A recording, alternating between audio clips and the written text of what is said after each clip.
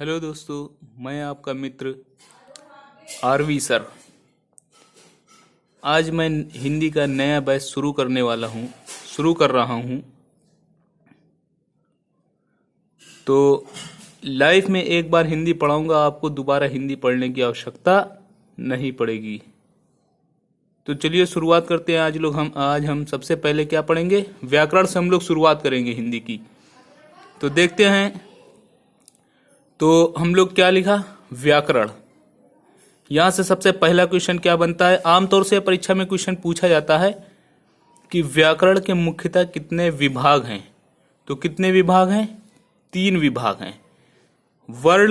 वर्ण के साथ हम लोग क्या जोड़ते हैं? विचार। तो क्या हुआ? वर्ण विचार। दूसरा शब्द के साथ विचार ना जोड़ के जोड़ते हैं साधन, शब्द साधन। तीसरा क्या है? वाक्य के साथ ना तो विचार जोड़ा जाता है ना साधन। वाक्य के साथ क्या जोड़ा? विन्यास। तो क्या हुआ? वाक्य विन्यास। इस प्रकार से व्याकरण के मुख्यतः कितने विभाग हैं? 3। कौन कौन से? वर्ण विचार, शब्द साधन, वाक्य विन्यास। लेकिन कुछ किताबों में 4 बताया जाता है, लेकिन परीक्षा में ये क्वेश्चन 3-4 ये जब पूछा गया 3 ही को महत्व दिया गया। जो किताबों में 4 बताते हैं उसको भी मैं बता देता हूं। उसको कहते हैं पद विचार या रूप विचार। लेकिन आप लोगों को 3 ही बताना है आंसर। पूछेगा कि व्याकरण के मुख्यतः विभाग कितने हैं, तो 3। वर्ण विचार, शब्द साधन, वाक्य विन्यास। अब हम लोग वर्ण विचार, शब्द साधन, वाक्य विन्यास में क्या पढ़ेंगे? वर्ण विचार में हम लोग वर्ण के डायमेंशन पर बात करेंगे, शब्द साधन में शब्द के डायमेंशन पर बात करेंगे, और वाक्य विन्यास में वाक्य के डायमेंशन पर बात करेंगे। तो सबसे पहला क्वेश्चन यहाँ से क्वेश्चन बनता है कि वर्ण के मुख्यतः कितने भेद हैं? वर्ण के मुख्यतः कितने भेद हैं? तो कितने भेद हैं? 2 भेद हैं। इसी तरह पूछेगा कि शब्द के मुख्यतः कितने भेद हैं और वाक्य के मुख्यतः कितने भेद हैं। लेकिन इनको हम डायरेक्ट वे में शब्द को और वाक्य को हम डायरेक्ट वे में नहीं कह सकते कि शब्द के मुख्यतः और वाक्य के मुख्यतः कितने भेद हैं। इनके अपने कुछ आधार हैं। जैसे किन किन आधारों पर? जैसे वो पूछेगा उत्पत्ति, स्रोत या इतिहास के आधार पर शब्द के मुख्यतः कितने भेद हैं। तो कितने भेद हैं? 4 भेद हैं। वो पूछेगा कि व्युत्पत्ति, रचना, बनावट, संरचना के आधार पर शब्द के मुख्यतः कितने भेद हैं। तो कितने भेद हैं? 3 भेद हैं। वो पूछेगा कि अर्थ के आधार पर शब्द के मुख्यतः कितने भेद हैं। तो कुछ विद्वान तो 2 मानते हैं, कुछ विद्वान 4 मानते हैं। लेकिन ये 2-3 बार परीक्षा में क्वेश्चन पूछा गया तो 4 को महत्व दिया गया। 4 को महत्व दिया गया। देखो मैंने 4 पर टिक किया है। 4 को महत्व दिया गया। वो पूछेगा कि शक्ति के आधार पर शब्द के मुख्यतः कितने भेद हैं। तो शक्ति के आधार पर शब्द के मुख्यतः 3 भेद हैं। और वो पूछेगा कि विकार या रूपांतर के आधार पर शब्द के मुख्यतः कितने भेद हैं। तो 2 भेद हैं। प्रयोग के आधार पर शब्द के मुख्यतः कितने भेद हैं? 8 भेद हैं। व्यवहार के आधार पर शब्द के मुख्यतः कितने भेद हैं? तो 2 भेद हैं। अभी मैं इनको दिखाता हूं कौन कौन से भेद हैं। इसी तरह वो पूछेगा कि रचना या स्वरूप के आधार पर वाक्य के मुख्यतः कितने भेद हैं। रचना या स्वरूप के आधार पर वाक्य के मुख्यतः कितने भेद हैं? तो 3 भेद हैं। वो पूछेगा कि अर्थ के आधार पर वाक्य के मुख्यतः कितने भेद हैं। तो 8 भेद हैं। आइए हम इनको दिखा दें। शब्द वाला ये देखिए, मैं दिखा देता हूं आपको। ये देखिए, ये है शब्द के भेद, पार्ट्स ऑफ स्पीच। इनके अपने आधार हैं। जैसे मैंने लिखा उत्पत्ति, स्रोत, इतिहास के आधार पर शब्द के मुख्यतः कितने भेद हैं? 4 भेद हैं। कौन कौन से हैं? तत्सम, तद्भव, देशज, विदेशज। इन्हीं के साथ हम लोग क्या पढ़ लेंगे? संकर या द्विज शब्द, अर्ध तत्सम, अनुकरणात्मक शब्द। हाँ, इनको पढ़ लेंगे। अब व्युत्पत्ति, रचना, बनावट, संरचना के आधार पर शब्द के मुख्यतः 3 भेद हैं। कौन कौन से हैं? रूढ़, यौगिक, योग रूढ़। अर्थ के आधार पर शब्द के मुख्यतः जो 2 मानते हैं विद्वान, वो सार्थक और निरर्थक। लेकिन परीक्षा में क्वेश्चन पूछा गया कि अर्थ के आधार पर शब्द के मुख्यतः कितने भेद हैं। तो 4 को महत्व दिया गया। एकार्थी, अनेकार्थी, विलोम, पर्यायवाची। इसको ऑप्शन के अकॉर्डिंग हमें आंसर देना है इसका। समझ गए मित्र? जैसे वो पूछे ऑप्शन में अगर 2 हो 2, 3, 5, 6, तो 2 को ऑप्शन में टिक कर दीजिएगा। अगर ऑप्शन में 4 है तो 4 को टिक कर दीजिएगा। अगर ऑप्शन में अगर दोनों है तो 4 को महत्व दीजिएगा। हाँ, अब देखते हैं इसको कि वो पूछेगा कि शक्ति के आधार पर शब्द के मुख्यतः कितने भेद हैं? 3 भेद है। कौन कौन से? अभिधा, लक्षणा, व्यंजना। अब पूछे विकार या रूपांतर के आधार पर शब्द के मुख्यतः कितने भेद है? 2।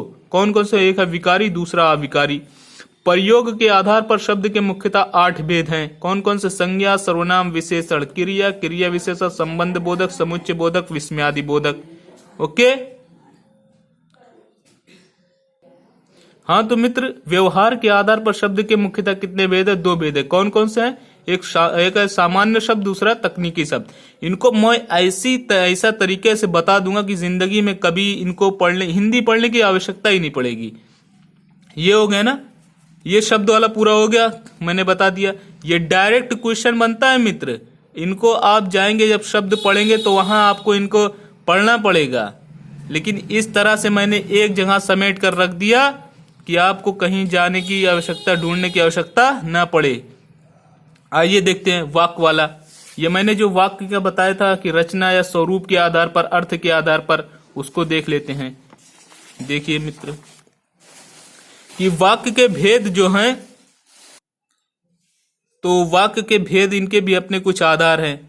यहां पर एक क्वेश्चन और मैं बता दूं, अगर वो पूछ ले कि नहीं हमें शब्द के मुख्यतः भेद बताओ, शब्द के मुख्यतः भेद है, अगर वो डायरेक्ट पूछ ले तो यही प्रयोग वाला बताइएगा कि प्रयोग के आधार, यही प्रयोग वाला बता दिएगा 8 भेद है।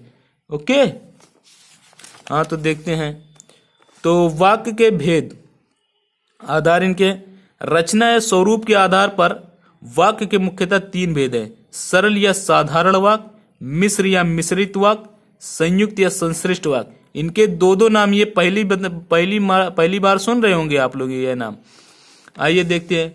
अर्थ के आधार पर वाक्य के मुख्यतः जो 8 भेद है, कौन कौन से हैं? इनको देखो, सरल, साधारण या विधि या विधानवाचक वाक्य, निषेधवाचक या नकारात्मक वाक्य, आज्ञावाचक वाक्य, प्रश्नवाचक वाक्य, विस्मयवाचक वाक्य, इच्छावाचक वाक्य, संदेहवाचक वाक्य, संकेत या शर्त सूचक वाक्य। तो इस तरह से 8 भेद हो गए। ठीक है। आइए अब हम लोग शुरुआत करते हैं। हम लोग क्या सबसे पहले पढ़ेंगे? हम लोग सबसे पहले किसको शुरुआत करेंगे इसमें? वर्ण के बारे में हम लोग शुरुआत करते हैं। आइए देखते हैं कि वर्ण की शुरुआत करते हैं। देखिए, वर्ण vs अक्षर, वर्ण वर्सेस अक्षर। वर्ण और अक्षर में अंतर क्या है, इसको पहले समझिए। देखिए, सबसे पहला क्वेश्चन यहां से क्या बनता है? यहां से सबसे पहला क्वेश्चन बनता है, अक्षर किन 2 शब्दों से मिलकर बना है? ये परीक्षा में क्वेश्चन पूछा जाता है।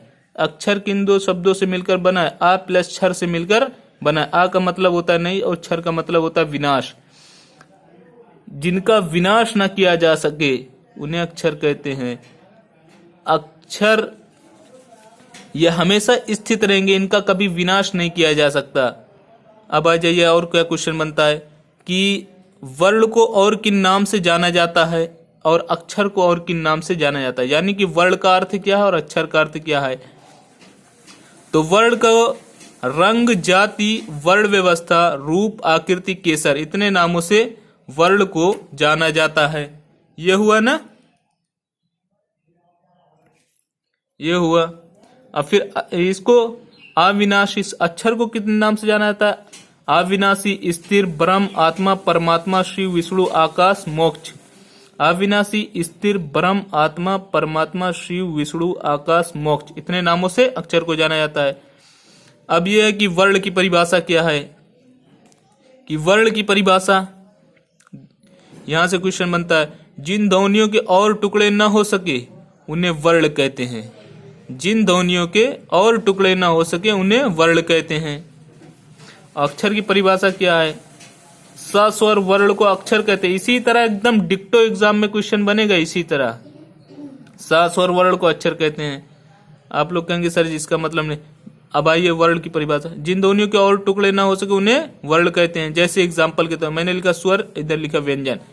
ये लिखा आ, इधर लिखा का, हलंत चिन्ह लगा दिया, ये ना, ये व्यंजन है। अब बताओ इनके और टुकड़े हो सकते हैं, और टुकड़ों में बांट सकते हैं? कभी नहीं बांट सकते, बांट सकते हैं। और अक्षर की परिभाषा क्या कहता है? जैसे मैंने लिखा का, इसके दो टुकड़े हो जा रहे, का अ। अक्षर की परिभाषा इसलिए कहा जाता है कि सस्वर वर्ण को अक्षर कहते हैं। अक्षर को दो टुकड़ों में बांटा जा सकता है, लेकिन इनका कभी विनाश नहीं किया जा सकता। ओके। अब आप लोग कहेंगे सर जी आ को तो नहीं बता रहे हैं, इसके तो दो टुकड़े हो जा रहे आ और आ, लेकिन आ का और एक स्वरूप है, इसकी मात्रा, इसको कभी नहीं टूट सकते आप। अब यहां से कैसे क्वेश्चन बनता है कि यहां से देखिए, राजस्थान टेट में या रीट के एग्जाम में क्वेश्चन पूछा गया था कि वर्ण शब्द का अर्थ नहीं है। वर्ण शब्द का अर्थ नहीं है। देखो वर्ण का, देखो का क्या है, रंग है, जाति है और अक्षर। ये अक्षर ना, वर्ण को इतना ध्यान में रखिए कि वर्ण अक्षर हो सकता है। अक्षर अक्षर कह देना, वर्ण को अक्षर कह देना गलत नहीं। यहां ध्यान रखिएगा, इसका नाम याद रखिएगा बस, ये। ओके। आइए और कुछ जानकारी हासिल करते हैं। अब हम लोग वर्ण के बारे में पढ़ेंगे। वर्ण से कैसे क्वेश्चन बना है? यहां से पहला क्वेश्चन क्या बना कि उच्चारण स्थान के आधार पर वर्ण के मुख्यतः कितने भेद हैं। ये एमपी पटवारी के एग्जाम में क्वेश्चन पूछा गया है। उच्चारण स्थान के आधार पर वर्ण के मुख्यतः कितने भेद है? तो 9 भेद हैं। उच्चारण रीति या प्रयत्न के आधार पर वर्ण के मुख्यतः कितने भेद है? 2 भेद हैं। ये मंडी परिषद के एग्जाम में क्वेश्चन पूछा हुआ है कि उच्चारण रीति या प्रयत्न के आधार पर वर्ण के मुख्यतः कितने भेद है? 2 भेद हैं। और डायरेक्ट पूछेगा कि वर्ण के मुख्यतः कितने भेद हैं? तो 2 भेद हैं। उच्चारण स्थान के आधार पर वर्ण के मुख्यतः जो 9 भेद है कौन कौन से हैं? कंठ, तालु, मूर्धा, दंत, ओष्ठ। कंठ, तालु, कंठ, ओष्ठ, दंत, ओष्ठ, नासिका, इतने जगहों से वर्ण बोले जाते हैं, 9 जगहों से हैं। उच्चारण रीति या प्रयत्न के आधार पर वर्ण के मुख्यतः 2 भेद है। कौन कौन से? एक है आभ्यंतर प्रयत्न, दूसरा है बाह्य प्रयत्न। अब इनके भी भेद है। आभ्यंतर प्रयत्न के आधार पर वर्ण के मुख्यतः कितने भेद हैं? 4 भेद है। कौन कौन से? एक है विवृत, दूसरा स्पृष्ट, तीसरा ईषद विवृत, चौथा ईषद स्पृष्ट। अब देखिए एक कमाल की बात, जितने स्वर हैं वो विवृत हैं, जितने स्पर्श व्यंजन हैं वो स्पृष्ट हैं, और जितने अंतस्थ हैं वो ऊष्म हैं, वो जितने अंतस्थ हैं वो ईषद विवृत हैं, और जितने ऊष्म हैं वो ईषद स्पृष्ट हैं। अब बाह्य प्रयत्न के आधार पर वर्ण के मुख्यतः 2 भेद है। कौन कौन से? एक है अघोष, दूसरा सघोष। सघोष को केवल घोष भी बोला जाता है। अब आप लोग कहेंगे सर जी कि वर्ण के भेद भी बता दीजिए। यही तो आप लोग केवल जानते हैं। कोई भी शिक्षक आता है आपको वर्ण के 2 भेद बताता है, स्वर व्यंजन, और निकल जाता है। तो इनको तो हम लोग बहुत डीपली पढ़ेंगे। स्वर के वर्ण के मुख्यतः कितने भेद? 2 भेद। कौन कौन से? एक है स्वर, दूसरा व्यंजन। ये सब प्रश्न है मित्र। अब आइए देखते हैं और कुछ जानकारी हासिल समेटते हैं। वर्ण और अक्षर के बारे में और कुछ जानकारियां लेते हैं। डायरेक्ट प्रश्न क्या? वर्ण के मुख्यतः कितने भेद? 2 भेद। अक्षर के मुख्यतः कितने भेद? तो 2 भेद। वर्ण के मुख्यतः जो 2 भेद है कौन कौन से? एक है स्वर, दूसरा व्यंजन। अक्षर के मुख्यतः कितने भेद? तो 2 भेद। कौन कौन से? एक है बद्धाक्षर, दूसरा मुक्ताक्षर। एक है बद्धाक्षर, दूसरा मुक्ताक्षर।